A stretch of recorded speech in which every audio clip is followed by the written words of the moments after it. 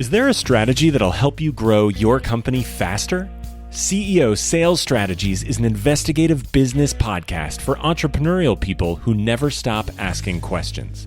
Highly acclaimed sales revenue growth expert Doug C. Brown interviews CEOs, business owners, and professionals who serve them to uncover and share actionable tips and methods behind their bulletproof sales strategies. Topics covered on the show include their failures, struggles, secrets, and processes that help them succeed in selling millions to billions of dollars of their products and services, all with the sole aim of helping you grow your business.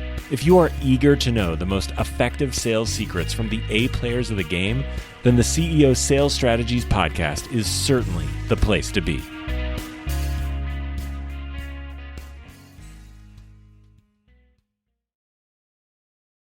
Hey everyone, this is Doug C. Brown with the CEO Sales Strategies podcast, and I'm bringing you a great guest today. His name is Mr. Peter Goodwin. Peter owns a company called Groove Life. Groove Life is in Tennessee. Check him out at groovelife.com. He's an interesting man. He's come from humble beginnings and built a company in 5.5 years to over 200 people, doing great things, having private and licensing deals with the National Football League, Tony Hawk, different types of places, but check him out at groovelife.com. He started his business up originally to earn an extra $50,000 for his family. He's got 4 children, a wife, and he wanted to have better vacations, more vacations, and be able to afford college for his kids growing up, give them a better life.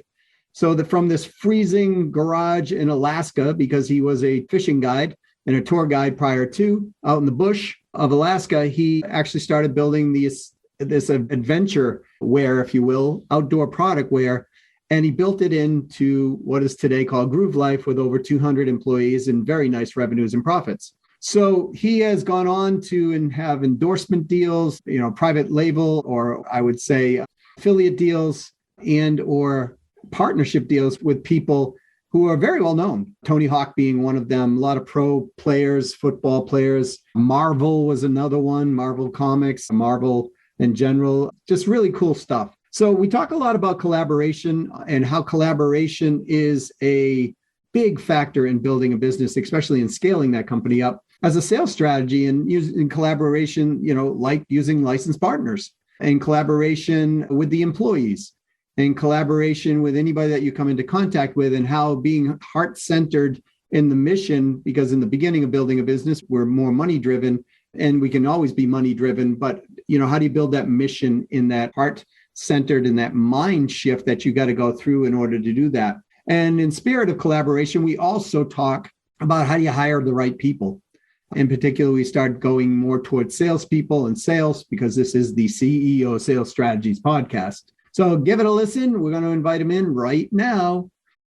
Hey, everyone, this is Doug C. Brown here with the CEO Sales Strategy Podcast. And I've got a gentleman I've talked with several times now who's intelligent beyond belief. And I do mean that in a very positive way. His name is Mr. Peter Goodwin. He owns a company called Groove Life. They are out of Tennessee. And Peter, welcome to the call, sir. Yeah, thanks, Doug. I appreciate you having me. I've never gotten an intro with intelligence in the intro. So that's, putting that on my checklist. Thank you. Well, I have found you over the time that we have known one another to be one of those, what I would call almost like an Aikido master, where you allow somebody's energy to come in and then you kind of turn it and help them to accomplish what they want to accomplish. And that to me is high intelligence. That's a great leader. So I appreciate the way you are. Thank you.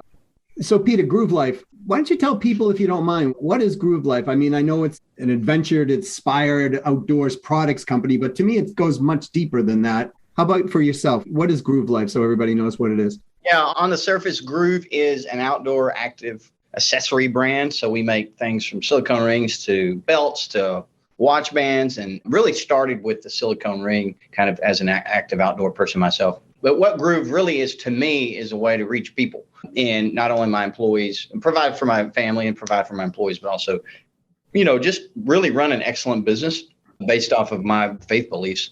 And that's kind of, we know the outward is, hey, we make really cool stuff that has a lifetime warranty that will serve you forever. But on the back end, it's like, hey, we really want to connect on a human level everywhere from, on deep human level with our employees to, more of a surface level with our customers, but inspire adventure. Our core tenets are serve the customer, serve people well, inspire adventure, and reflect God in everything we do through excellence. So as a long answer to your question, but it is definitely more than selling trinkets to make tons of money, which is needed to accomplish the goal, but it's not the goal. Well, behind every company I've ever worked with or have had the pleasure of conversing with, behind almost every great brand is a mission other than just let's sell some stuff. Right. And, everything on your website, everything that's infused throughout all our conversations, driven in that mission-based statement. And how important is it for a company? I mean, I think this is probably obvious, but from your perspective, how important is it from the growth of a company to have a mission-focused approach versus, hey, we're just going to go sell stuff today and tomorrow and the next day? Yeah, I think, can I dive back into kind of why I started Groove? By all means, I was going to get into that, and you started out, and I think, yeah. We can go back deeper, but I kind of want to touch on it now. Is that I did not start Groove with this crazy mission to have 200 employees and serve them well and serve humanity, through just, treating them really well. And I never thought I'd have the influence that I have. I started Groove, my wife and I started Groove to literally make $50,000 more a year so that we could provide for my children's future education, take a vacation, and have a little bit for retirement. So we were in the tourism industry in Alaska for the last 20 years, and we lived out in the bush. I had airplanes. I didn't even have a car. We did all sorts of crazy adventures for people. And, you would come for a week at a time. And it's a good business. It's a lifestyle business, but not really a business that you make a lot of money. It's like farming, right? You get a lot of cool toys, but you don't actually make a lot of money. It's a lifestyle business. So my wife's like, hey, you need to do something else in your free time to make money for us because we have 4 young children. So I will say that we did not start with this, crazy why. I just was trying to provide for my family. And I think that is the best reason. It's actually probably the same reason we exist now, is that it was just more focused on my family unit, is to provide for my children, provide margin for myself so I could spend time with them, all of those things. And then as you grow and you get that, you're successful, I think it needs to expand out. So I think naturally probably is the same mission, values, and everything that we had in the beginning. It just has expanded, to more people and more people and more people. And how do I think it's important? I think I think everybody starts with that, unless you're just a greedy, capitalistic bastard. That just wants more and more and more. I think everybody's trying to provide better for their family when you start a business. And I think you can probably lean into a little greed when you start to become successful. I think, get real clear why you started it. Was it for people? It is self-serving for that it's just your family and your retirement, but can you expand it out from there? And do I think it's critical? I think it's absolutely critical. We know a lot of brands that sell to private equity, and it's just like they lose their soul almost immediately. They're not happy. The owner fleshes out, it's just not a good thing. And it's not necessarily a bad thing. It's just different. But I think for me to stay engaged in the business, I have to have this massive reason, and it's got to be people, because I have accomplished what I set out to accomplish, which is to provide for my family. So now what? And I think growth and the excitement of growth and winning in the game is fulfilling to a certain point. But if you don't, at the end of the day, when shit hits the fan, if you can't go back to the real reason you're doing it, you're going to flush out eventually. Yeah, I would agree with that. And I've seen myself, even in businesses that I've had or others that I've been involved in, once that kind of that mission, the reason why starts to sort of get to be, dulled to excess, if you will, then the business actually suffers because people start making different decisions based on what the success path was of the business in the first place. Let's give some context to the people who are hearing here. You started, I think it was 2015 or 2016, if I remember correctly. Yeah, January of 2016, we officially opened. Okay, so now we're in August of 2021. So if my math's right, that's a little over, 5.5 years, right? So you've gone from 0 to 200 employees. Right. And that's pretty good growth by anybody's, measuring stick. So if you said, okay, look, these were maybe the first 1 or 2 things that we really figured out that got us, because I love what you stated in an article you did for Thrive Global, actually with me. So that was even better. That, the first million is the easiest in your opinion, because, you get to ride the coattails of the pioneers who are already been out there. So you kind of got to that place, you started making money, but then you started expanding, right? You probably grew, got a little bit stable, and then, okay, we're going to expand. And a lot of people who come here to listen to this podcast are really interested in, how did he expand? What was the success strategies in sales in particular? Right. Yeah, the first million, I mean, everybody says the first million is the hardest. I would say that's definitely the easiest. You don't have HR problems. It's just, I was on a phone call with somebody earlier today. If you're good at solving problems and you have a product that people want to buy, then, making $1 million in gross sales is somewhat, not that challenging.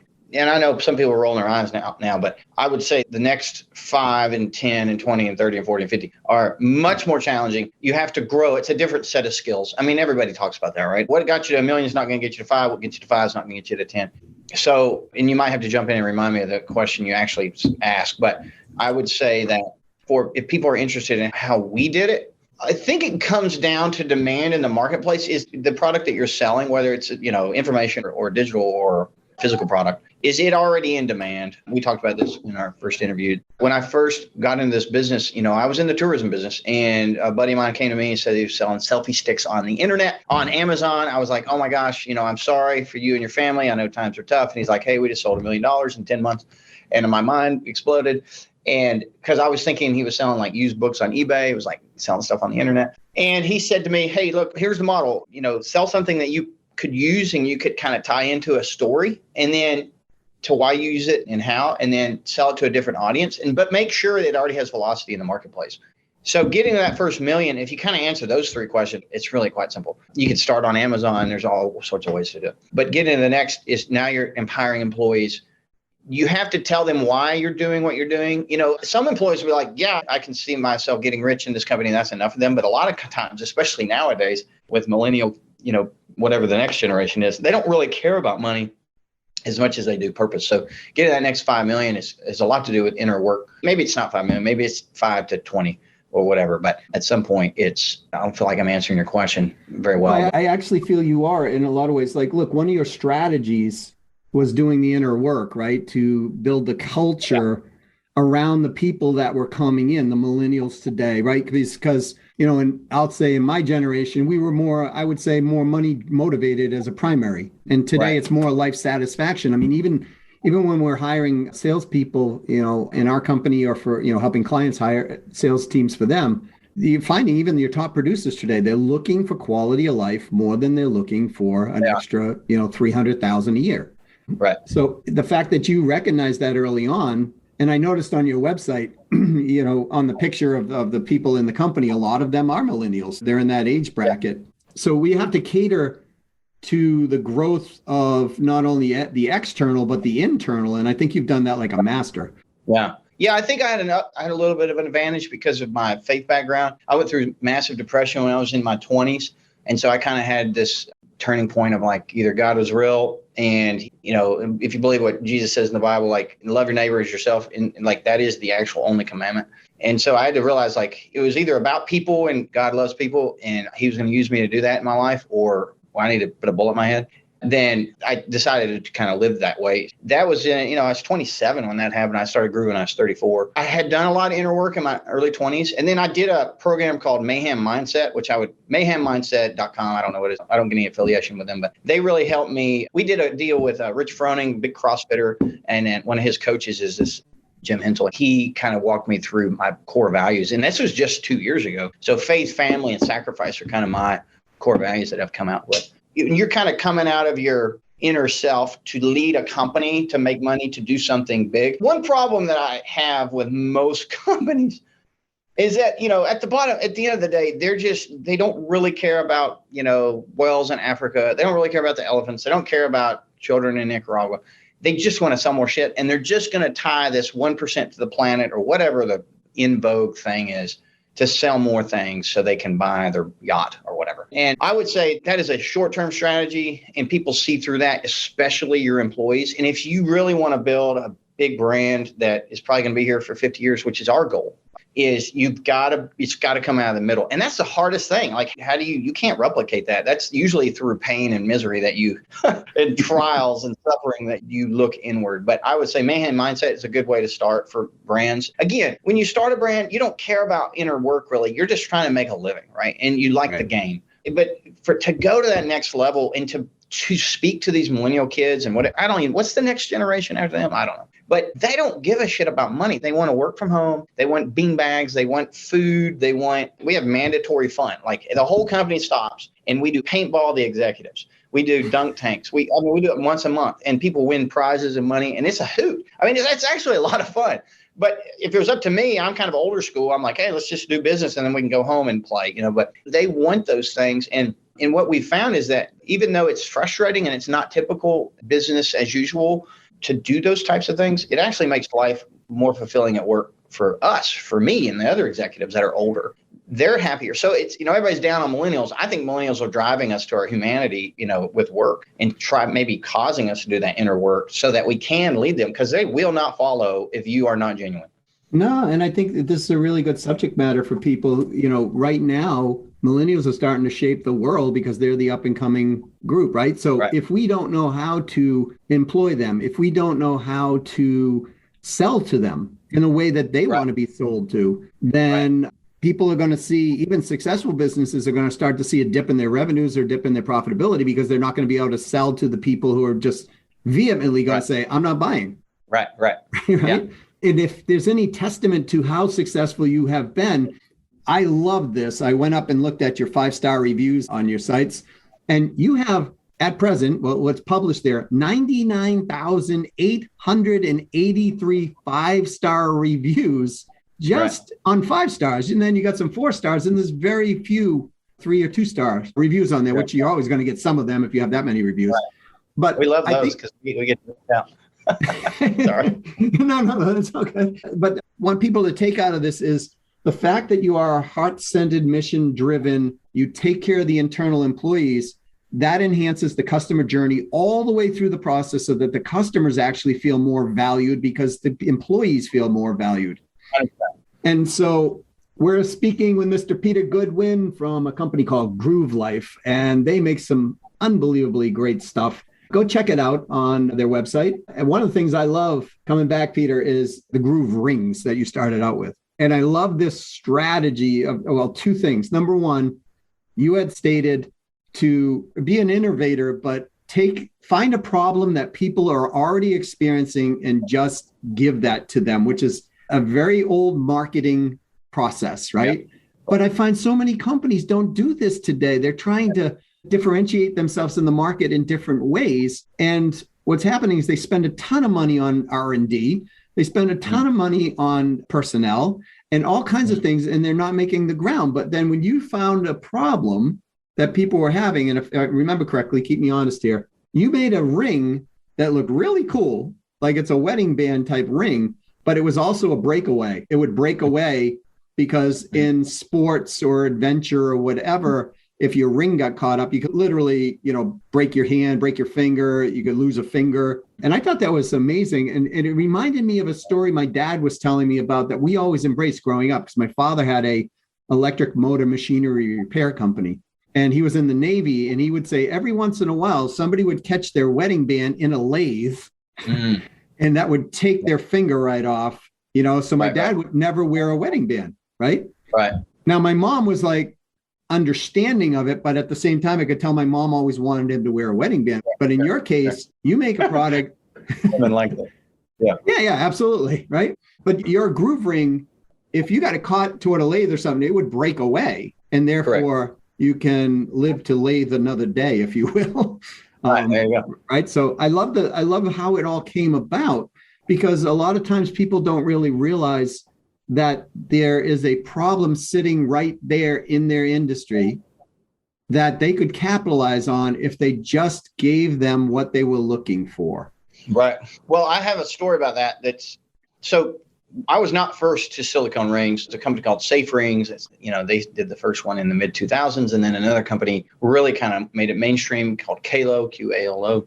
Both those companies are run by good people. When my buddy said he was doing selfie sticks and made $1 million, grossed $1 million, we're entrepreneurs, we know what that means. But, he was just like, hey, what's a product you already use that you can make better? And so I was wearing some other ring, I can't remember which one it was, and it made my fingers sweat really bad and kind of pickle. I was a fishing, hunting, and adventure guide in Alaska, and so I could not wear a metal ring. If you deglove your finger or take it off in the middle of the bush, you're a day to Anchorage and potentially, and so it could be life-threatening. So nobody wore them up there. So I was wearing it, and I think I kind of definitely got lucky. A lot of you can do your research and you can find out what has velocity in the marketplace. But the bottom line is you need to find a product that has velocity already. Safe Rings and Kalo were really more the pioneers, and they spent a lot of money making people problem aware.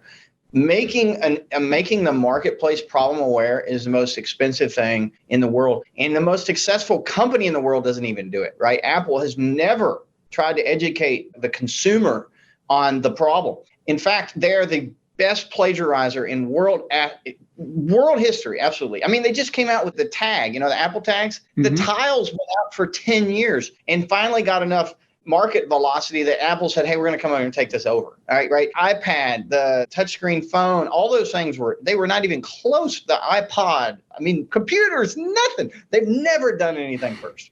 But they come in and they do it better. They make it easier. They tie an elite, sensation to people and give them value that way. There's all these things that they do. So that's our model is, hey, we're never going to make anything that is not already in demand. People are not problem aware. There's, it's like our belt that just came out, which has been fabulously successful. Get a belt. It's amazing. You'll never go back. There wasn't any huge problems out there, but people needed a belt. The main problem is you need to keep your pants up. But there wasn't this huge glaring problem with all belts that were unsafe or they pinched your hair or whatever.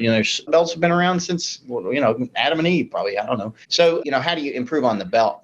That was less of we're going to solve a huge problem. We solved a lot of little problems, but it was more of people need a belt. So how do we put our spin on it? So don't be a pioneer, be a settler is kind of that's written on the walls here at Groove. We don't ever want to be first in the marketplace. We don't want to ever invent some type of, new invention and then try to tell people about it. We'll go out of business. So I would advise everyone to, there are people that are addicted to new products and inventing new things. Let them do that and get some velocity. And then there's billions of people in the world. And this is what's wonderful about our time in our, world history and life is that I would never have been able to get distribution for my silicone rings if Kalo and this other company were first. But now I can sell to my niche. Nobody was really serving the hunting, fishing, outdoor crowd with this silicone ring concept, especially with the breathability. And so it was almost easy. Nobody was serving that. And I could get distribution. I could get eyeballs through Facebook and Instagram and all that. So you can really, in Kickstarter, we kickstarted. I highly recommend everybody kickstart everything because it really gives you great feedback. It gives you eyeballs and people will talk to you and tell you if they want your product or not. So it's a wonderful time to live, but don't be the first to market in a product. Innovate and sell to a different customer. And I think you also capitalized on using licensing on that concept, right? Because I'm sorry. Go ahead. You weren't finished with your question. Oh, I was just going to say that, you have, pro team athletes, you have, Tony Hawk, I saw on there, Marvel, and you're using licensing, which again is a form of, you don't have to be the pioneer. Someone else has already built the brand and you can leverage through that brand. Right. Yeah. Well, the first licensing deal we did was Mossy Oak, which is a huge kind of camouflage company. So how do you you got to think about where your audience is, is it on Facebook? Is it on TV? Is it, who else has your customer? Mossy Oak had our customer. We were in the hunting and fishing kind of outdoor Alaska. That was our whole brand. So Mossy Oak and Cryptek was another one. We partnered with them early on. And what it does is just gives your brand legitimacy. Who the heck is Groove Ring or Groove Life? We're nobody, and then all of a sudden it's Groove Ring plus Mossy Oak. Mossy Oak's a legacy brand. They've been around for 40 years. They have millions of customers. You just piggybacked on there. You just absolutely legitimize yourself to that audience. So there are still our best licensing. So we've done NFL, NCAA, Marvel, Disney, all these other, Tony Hawk was a good one. Tony Hawk broke his finger on a half pipe, and we reached out to him on Instagram, and he's like, sweet. And we did a partnership with him, and now we sell his rings, and he loves them. I mean, he wears them all the time. So now we're kind of in the skateboard, it's not our core group, but we sell a lot to skateboarders for Tony Hawk. So yes, again, it's all about having a product. Can I touch on something else about margin? Please. I preach this all the time to my team, but we need to be able to 10x our COGS, right? To be able to make enough money to pay for the party. And when I say pay for the party, I'm talking about full benefits for everybody, retirement for everybody, great pay, competitive or higher than pay. We want to have a great working environment. We want to do mandatory fun. We want to feed our people a couple times a week with a chef. We want to do all these things, right? And we need to be able to make, at the end of the day, 15 to 20% profit. So how do you do that? So for us, it's always 10x our COGS. And sometimes we vary, with licensing and stuff, it's not quite that. But if you don't have amazing margins, then you will never be able to build people first business because you're going to be scared. I mean, entrepreneurs, humans, it's greed and fear. It's like one of the two all the time. And a place of rest is, hey, let's not be greedy, but let's not be fearful. So let's price our products so that we don't ever have to be fearful, and we can have some reserves so that we can build a culture. It's a self-fulfilling prophecy. If you focus on the people will make you lots of money. They will come to work late. They will just make the business, but you have to have the margin, be able to pay them and give them that security. So I see a lot of mistakes where people have 30% gross margin profit, and it's like, that's not going to work. So that's not to say that every product, we try to shoot for every product, but not every product has that. Like our belts don't have nearly as much as our rings, so it's a balance. But margin, there was these nuns that ran, I think it was Baptist, hospital in all of Southeast United States. And, I have a buddy who's a CEO of a hospital, and he's like, man, the nuns, he was like, those sisters are ruthless. And their whole motto, they're nuns, right? So it wasn't Baptist. I guess it was like St. Vincent Hospital or something. I don't know. But their motto it was all over their boardrooms and everything, was that there's no ministry without margin. So you can't be excellent. You can't treat your people right. You can't really have a higher mission and goal if people are not paying a premium. And I'll say this real quick and I'll shut up about it. But if you treat people well, your customers, and so we have an unlimited lifetime warranty. We don't require you to send your product back. We'll just send you another product. We have all of our customer service is right next door, all, speak English, 24/7 support. We spend a lot of money on customer service because it's like, you mentioned earlier, you have 3-star reviews. We love 3-star reviews because we actually call those people up and say, hey, can we do better? What can we do? And we give them a refund, and they become like lifelong customers. Absolutely. We love 3-star reviews. So to be able to do that, you have to have the margin. And there's no ministry, there's no party, there's no real brand longevity without a lot of margin. So what I was going to say is when you treat people well, they don't mind paying premium prices. If you just don't, especially for a product under $100, whether it's $30 or $50, you treat them like a human being and you treat them well, and they have a great experience, a consistent, great experience on your site and then with your marketing and everything. $50, $20 more, it's nothing, but that's everything for your business, everything. So our belts are $60, right? And I can't keep them. We're out. A lot of that has to do with COVID shipping, I'll be honest. But we sell the belts like crazy. And we don't have any hesitation from people because if they ever have a problem with their belt, we give them a new one forever. And to be able to do that, I got to be able to have the margin to be able to replace that belt 1.5 times, right? And the ring 6 times without losing money. But that's how you build a brand. So anyway. No, I think this is an excellent point because a lot of entrepreneurs out there, they're not selling for higher margins because they don't know how to sell on value. What I'm hearing loud and clear is, and this is a mission through the whole company, it's like collaboration. And we're going to collaborate with our people who are buying in the form of providing them high value and getting their feedback and making sure that they really love what we do and what their thing is. And I think a lot of companies, they don't look at it this way and they falter and they stumble, right? Because they're like, oh my God, or they'll try to squeeze down the margins, to support the VCs or whoever put the money in, right? The investors. Not that they're bad people, but they'll try to squeeze down margins. And what they'll do is they'll limit things within the company that actually promote a great customer experience. Right. So we're talking with Mr. Peter Goodwin from a company called Groove Life. Go check them out at groovelife.com. They got some really cool stuff there and high value for you. And you'll be unique with some of these things that are on this website, and you can use them as conversational pieces as well. Peter, I'd like to shift just to... Oops, sorry, sir. Yeah, go through our funnel and copy it. It works. We could talk about so much stuff. I want to talk about the collaboration a little bit more, because you do a really great job at what I would call hiring people, plainly, right? And I think you stated, like you hire the smartest people you can afford, or even if you can't afford, right? I remember when you were mentioning you hired, I think it was a COO in the beginning, and he was making 3 times what you were making, et cetera. But let's talk a little bit about hiring, because so many people who listen to this are always like, I want to hire top performing salespeople, and I just haven't been able to figure out how to do it. And you have a wholesale division as well as your direct to consumer division, which you employ salespeople. So what would be kind of, if you had a methodology or, step by step, hey, step 1, step 2, and if not, what would be the right way to hire somebody? Yeah, we don't know what we're doing yet, but it's working. So whatever that's worth.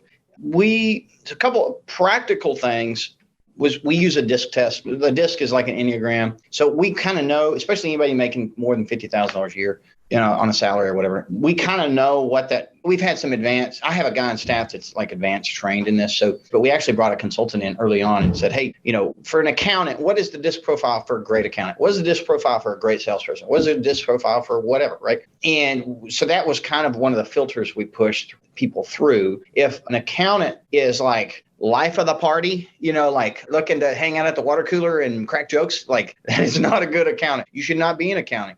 However, you should probably be in sales. So when you give somebody a DISC test before they come in, when they walk in for their interview, they won't even get here if they don't have the right DISC profile. This drives me crazy that Fortune 500 companies don't have this figured out. Why in the world would you stick a person who doesn't like people, who's numbers driven, on the floor of your retail space at AT&T? And they're pissed off that you're there. They're pissed off that they have to work. They're not happy. They don't like people. They don't like to talk. And it's like, hello, this is basic human, this is how God made people. He made people like 6 different ways. That's it. So find out, and it's not fair to those people to put them in positions, that might pay well, but they're not going to thrive there. So that's one. The other thing, we really, really, really, really are hardcore on culture.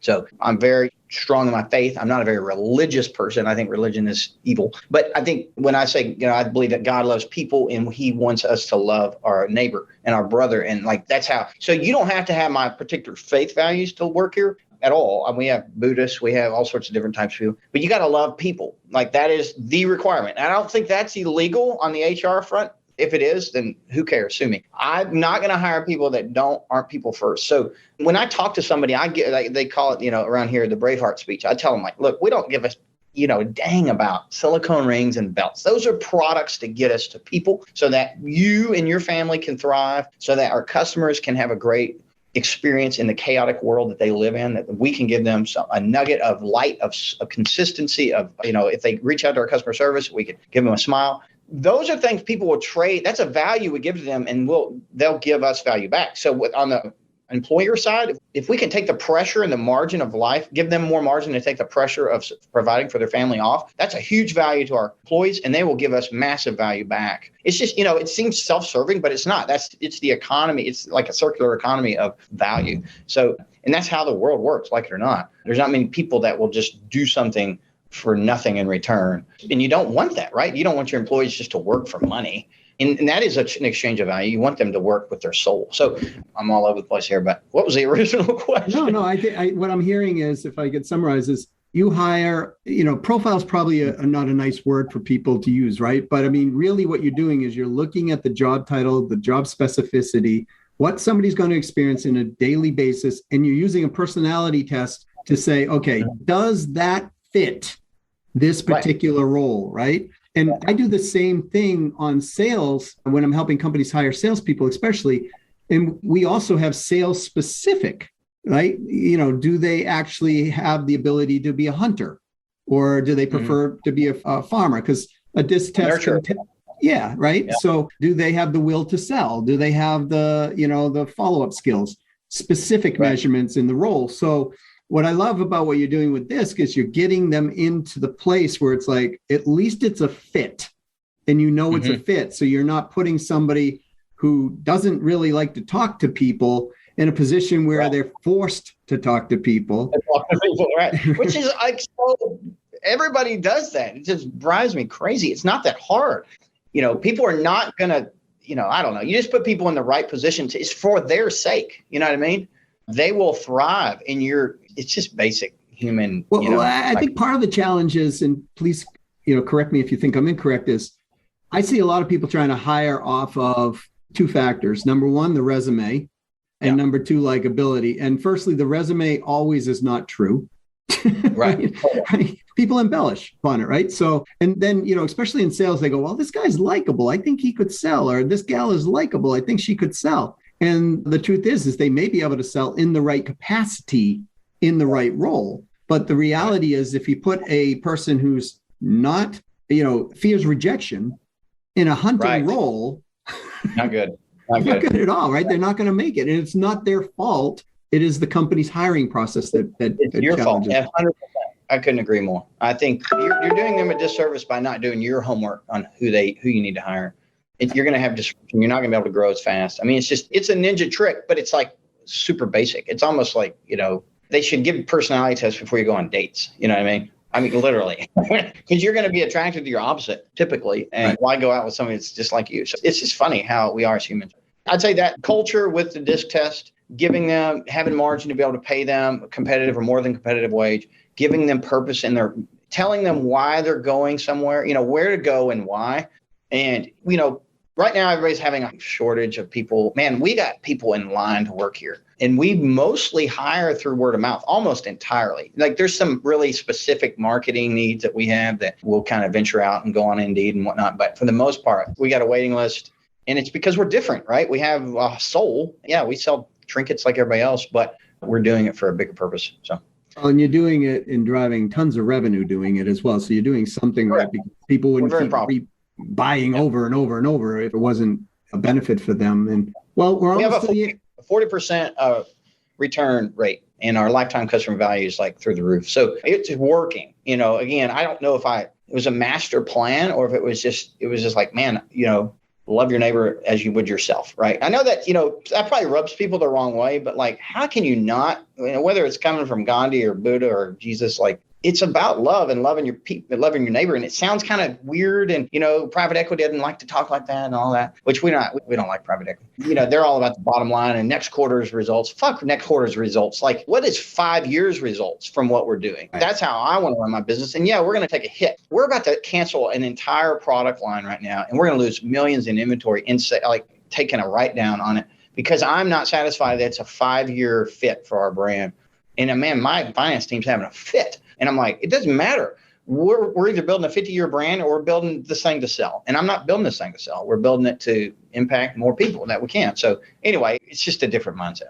Well, and I think it's no, absolutely. I can tell you wouldn't be the worst cusser on this call. And we don't filter it either because, the people are the people, right? And that, a friend of mine once said, we were standing by a graveyard and I was looking at the gravestones and it was like, person born. And I always like to look back. Oh, wow. They were born in, 1602 and they died in, 1701, right? They lived a long life.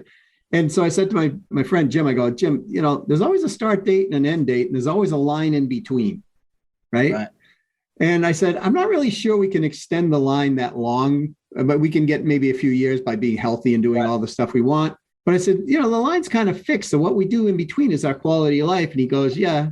The one thing you can do with that line, though, is you can make it fatter. You can make it thicker, right? Yeah. And I telling the story because to me, it embodies everything that you do and everything that Groove Life does within their company is they make people's lives, they enhance their lives through what you're doing with them and giving them a higher quality of life. And quite frankly, losing a finger or, as you said, out in the bush. I mean, I used to be in the Army and, I remember being at a winter survival training camp one time and some guy took his tongue and stuck it to the side of a truck. And we had to pour water on there to get him off. But people's rings would also freeze in that thing. Or worse yet, they would start to really get to their skin and start to cause health issues, right? So I think, you're providing super value for people. Hey, before I let you go, I just want to ask one question because I know a lot of people are they're like trying to figure this out. You use digital advertising in a master, as far as I can see, or at least it's been a big contributor to your business. How important do you think it is today to actually be advertising, digitally? Yeah, I still think it's not a question of is it important? It's like, where are the customers? Where are the eyeballs? I mean, I'm not in any way loyal to Facebook or Instagram or Google, but that's where the people are, right? Back in the day, I'd have been loyal to the local newspaper. But so the question is not, is it important? It's like, are the people there? And if the people are there, then it's important. So the problem is, it's probably harder now than ever to get in and thrive in digital marketing.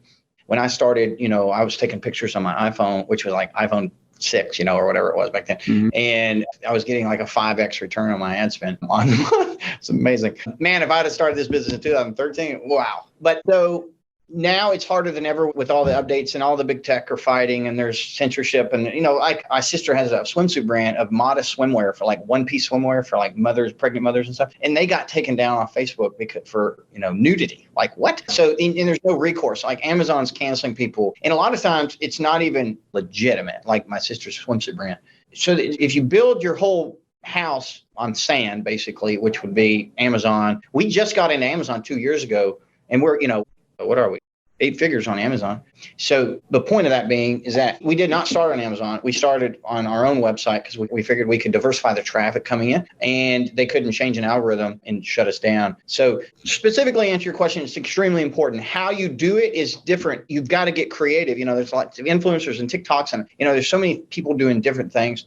There's top of funnel, there's middle of funnel, and bottom of funnel. I can just tell you what we're doing. We are very much focused on wholesale right now. We have 3,500 retailers that carry our product, but we want it to get to like 8,000. We need 33% of our product to be sold in retail. We need 33%, or probably like 20% third party, like Amazon. We don't really want to give it. And then we want the rest to be our own. And that just stabilizes the brand. So if Facebook cancels us because we whatever, right? I mean, the flavor of the month, right? Then our whole business isn't shot. So you got to look at just if you're in our executive meetings, January 1 of 2021, you would have heard these things, and you would have heard them ever since. We're going to diversify this brand. We're going to diversify the product line. We want not all of our sales to come through rings. So how do we do that? We double down on product development. We have like 2 industrial designers. We have 6 people in that division. We're pumping out new products because we need our revenue streams to come from different products, not just rings, right? Rings go out of vogue or whatever happens, right? So we diversify channels. So how do we,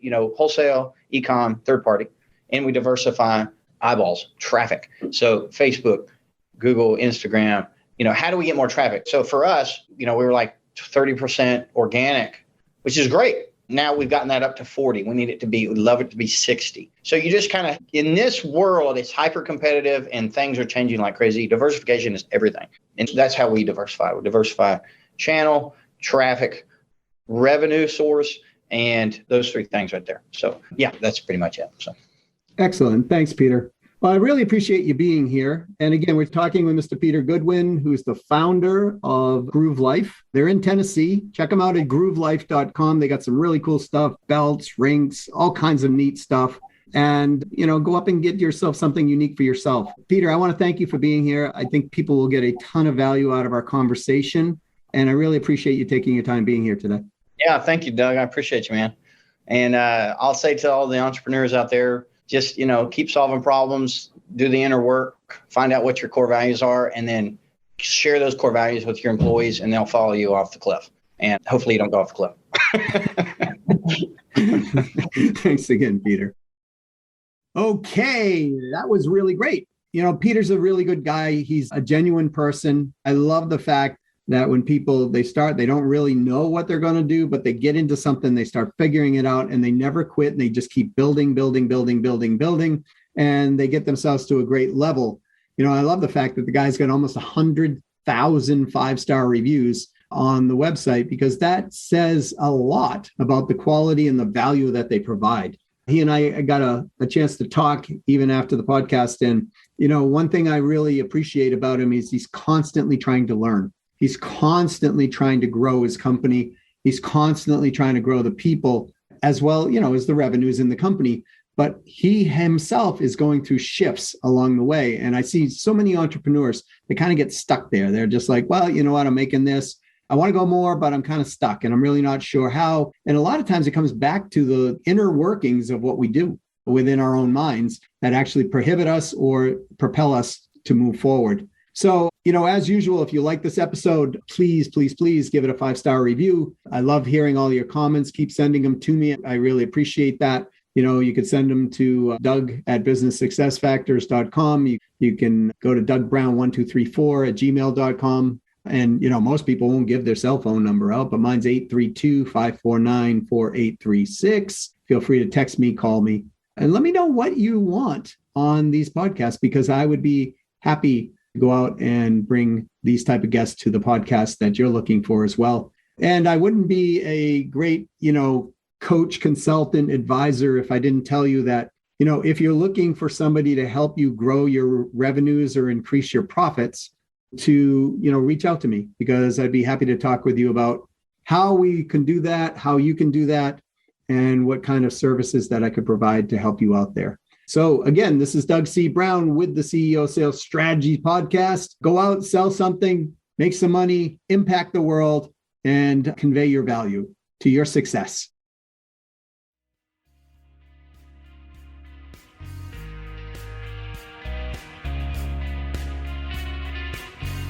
Thank you for listening to another episode of the CEO Sales Strategies Podcast. What is something that you learned that you could act on today? Don't forget to schedule it now, or it may never get forward momentum. If you find our content valuable, please leave a favorable review and let us know what you liked. Please also share this with others if the content will help them. For our show notes, other episodes, and more interesting content and resources, please visit CEOSalesStrategiesPodcast.com. See you soon, and to your continued success,